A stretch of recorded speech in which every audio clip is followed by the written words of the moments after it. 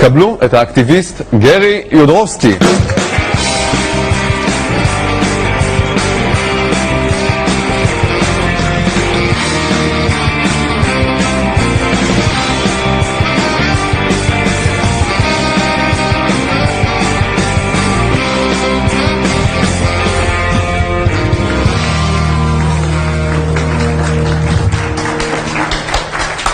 I've seen your lecture, your famous YouTube lecture, only yesterday. And I must say I'm a cynical person, I think, very skeptical. And when I saw it, I thought, okay, he has some very interesting points. And I didn't know how it will affect me. And today, before the show, I was hungry. I went to the sandwich, there's a big basket with sandwiches. And I said, okay, what am I eating now? This one has cheese. The other one has meat, and this one has eggs in it. So what am I supposed to eat now? Well, you have to get a new caterer first, okay? There's plenty of food to eat out there. Remember, we have beans and lentils and rice and quinoa, millet, all these wonderful grains. Then there's veggie burgers and other vegetarian and vegan options too. So there's plenty of food to eat. Once you realize what's out there, understand old habits are hard to break. New habits are hard to form. When I first went vegetarian back in 1995, I lived off of peanut butter and jelly sandwiches for like 3 months straight. But once I realized there's ethnic food, and as we talk about ethnic food, falafel, tabbouleh, hummus, I mean, people in America clamor for your food over here. That's a meal. You can eat that all day long. Sometimes I go 2 or 3 months eating nothing but falafel. Tabbouleh and hummus all day long. But if you eat all day falafel, you will look like a mountain. No, you don't get fat off vegetarian and vegan food. No. Okay, tell me the secret after. Exercise is important too, though. Yeah, don't just sit around all day. Let's talk about your personal experience. How did you become a vegan? Well, my stepfather is a clown in a circus, and he took me backstage when I was 23. I was blind like everyone else. I thought I loved animals because I loved dogs and cats. So I went backstage to see an elephant, and he was chained up. His front left foot, back right foot to the cement floor.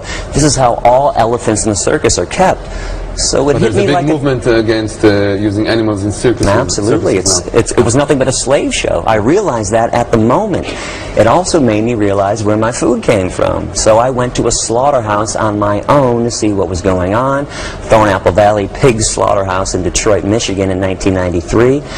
And it was a concentration camp. It was Auschwitz. It was Birkenau. When you have beings being treated like nothing, when they're being ripped away from their family members, when they're being killed, when they're being laughed at and mocked and ignored, that's a Holocaust. So it made me think that I didn't want to be a cruel person. Most people I know aren't evil people, but most people don't realize their daily choices support evil. Do you think it's really necessary?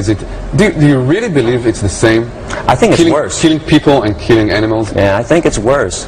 When we talk about the Holocaust, you have 6 million Jews. You can add the other 6 million blacks, gypsies, mentally retarded people. In America today, 30 million innocent beings will be murdered for a sandwich. Every year on this planet, 60 billion land animals and 90 billion marine animals are killed. That's a Holocaust of monumental proportion. These are cows, and we're talking about people. But that's what the Nazis said. These are Jews. They don't count. I'm a Nazi, and I count. And this so is you what really don't see a difference between animals and people? Absolutely not. Especially when it comes to pain and suffering. We all suffer in the same way. We all feel pain in the same way. A knife in my throat is just as painful and harmful as a knife in a cow's throat, in a chicken's throat. As a Jew, don't you get strong reactions for using that comparison? It's usually positive. I'm having nothing but success here. Remember, I don't do things to be a politician. I don't say things that people want me to say. I speak the truth, and the truth is harsh. I know people don't want to hear that there's a Holocaust taking place, that they're taking part in, but that's a fact. I'm not being dramatic. Again, if you go back 60, 70 years, Jewish women had babies in their arms, and the Nazis ripped those babies away. In the dairy industry, every cow not only has her baby stolen, she's raped to impregnate her, and then when the baby is born, they steal the baby away. They tattoo Jews. We tattoo animals. We brand them. So we murder as you them. see it, we are all Nazis to you. Well, not to me. You have to think about the victims. The victims think you're a Nazi. Remember Isaac Bashevis Singer, a great Jewish humanitarian, who was vegan. He's the one that said, in relation to animals, all humans are Nazis. For the animals, it is an eternal Treblinka. So it's not so important what I think.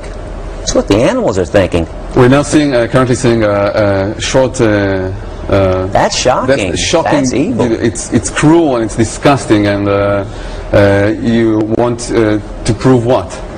I want to show people what's going on, because if you watch the news, if you watch TV, the advertisements are happy cows. Right? They're never showing you slaughterhouses. Think about this. If a slaughterhouse wasn't such an evil place, how come McDonald's and Burger Ranch, why don't they show you slaughterhouses and say, hey, this is where your hamburger comes from. This is where your chicken nuggets come from. They intentionally lie to you. I don't lie. I intentionally tell you the truth, because I think if you saw what was going on in the slaughterhouse, no logical person could choose to continue to eat animal flesh and the things that come out of animals. Yeah. So what is your final goal? To kill the meat industry, to kill the farms?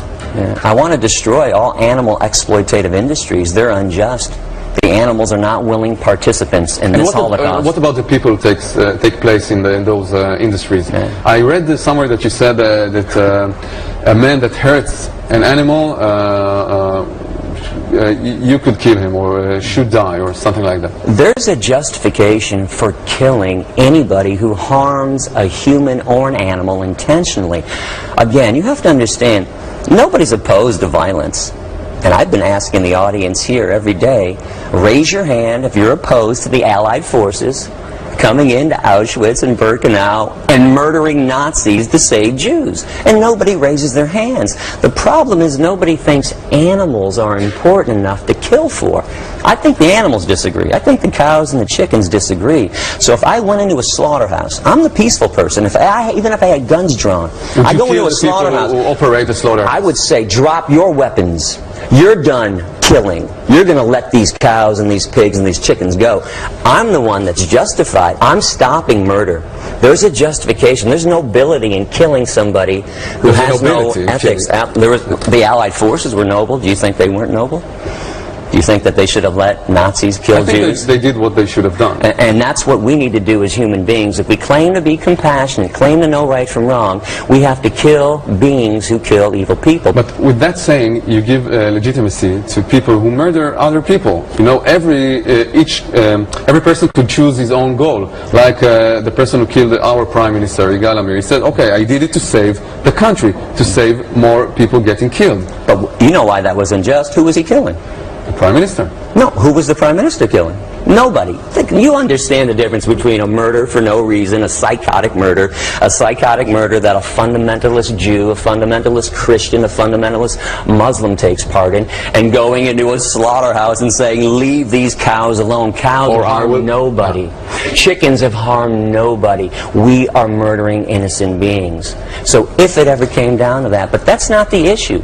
That is not the issue. The issue is we just need to change the way we view animals. We have to realize humans aren't the only beings on this planet, and we're not more important than animals. So why aren't you allowed in some countries? You can't enter Canada or the UK, I think. Because we live on a planet that murders animals, a speciesistic planet. Understand, like a racist who thinks that their race is better than another race? Speciesists think that the human species is superior to animals, and we have the right to harm and kill any species we choose. So why would countries who murder animals want me to come in there and open people's eyes and get people to change? Were you surprised from your success in Israel? I've always noticed that over the years, if I talk to people who have been oppressed, if I do a classroom full of Jewish people, if I do a classroom full of women, full of Hispanics, black people, people who have been oppressed understand oppression. So I'm not surprised that Israel is embracing veganism right now and embracing me. We've been oppressed way back into Egypt times and to this day still, depending on what part of the world you're in.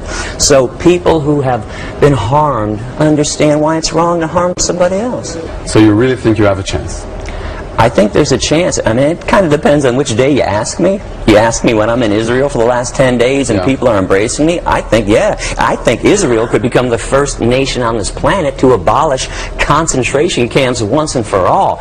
You ask me on a bad day when people are screaming and yelling at me, wanting to fight, I'll say no, I don't think it's possible. But keep in mind, no injustice can live forever. Sadly, injustice can live for hundreds or even thousands of years, but no lie can last forever, and people are becoming aware, and I think animals will obtain their freedom one day and be treated equally and fairly. Well, thank you very much for coming. You know,